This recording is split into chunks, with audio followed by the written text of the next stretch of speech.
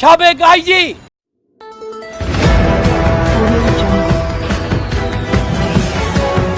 এই যার বেতন সারা জীবনে হচ্ছে 2.5 কোটি টাকা, এর কোনো তদন্ত হচ্ছে না, সরকারের পক্ষ থেকে কোনো ইনভেস্টিগেশন করা হচ্ছে না। ডক্টর ইউনূস সাহেব একজন দাগী আসামি, উনি বেল পেলে পালিয়ে যাবেন, তাই প্রতি মাসে মাসে তাকে এখানে হাজির করা হচ্ছে। এই যে আপনাদের পাশে বসে আছেন মোহাম্মদ শাহজাহান, উনি ডক্টর ইউনূস সাহেবের পরে নোবেল বিজয়ী গ্রামীণ ব্যাংকের ব্যবস্থাপনা পরিচালক ছিলেন। কোভিডের সময় তিনি স্ট্রোক করে পার্মানেন্টলি প্যারালাইজড হয়ে গিয়েছেন।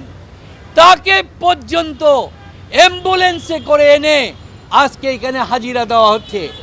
আজকে নূরজাহান বেগম এই যে দেখতে পাচ্ছেন, উনিও গ্রামীণ ব্যাংক, নোবেল বিজয়ী গ্রামীণ ব্যাংকের ব্যবস্থাপনা পরিচালক ছিলেন।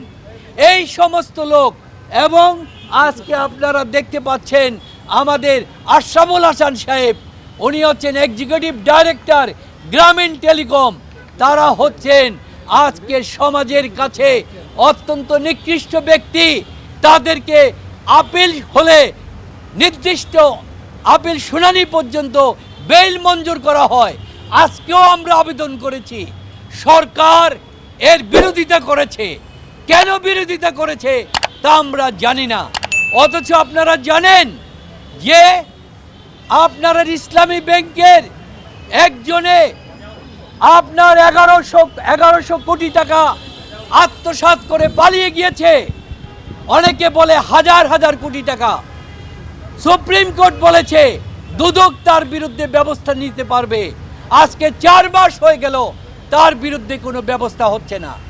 আপনারা জানেন, আমরা সামাজিক মাধ্যমে জানতে পাচ্ছি সাবেক আইজি, পুলিশের সাবেক আপনার র্যাবের প্রধান, যার বিরুদ্ধে মার্কিন যুক্তরাষ্ট্র ভিসা নিষেধাজ্ঞা দিয়েছে, তার হাজার হাজার কোটি টাকার সম্পদ, হাজার হাজার কোটি টাকার নগদ, এই যার বেতন সারা জীবনে হচ্ছে 2.5 কোটি টাকা, এর কোনো তদন্ত হচ্ছে না, সরকারের পক্ষ থেকে কোনো ইনভেস্টিগেশন করা হচ্ছে না।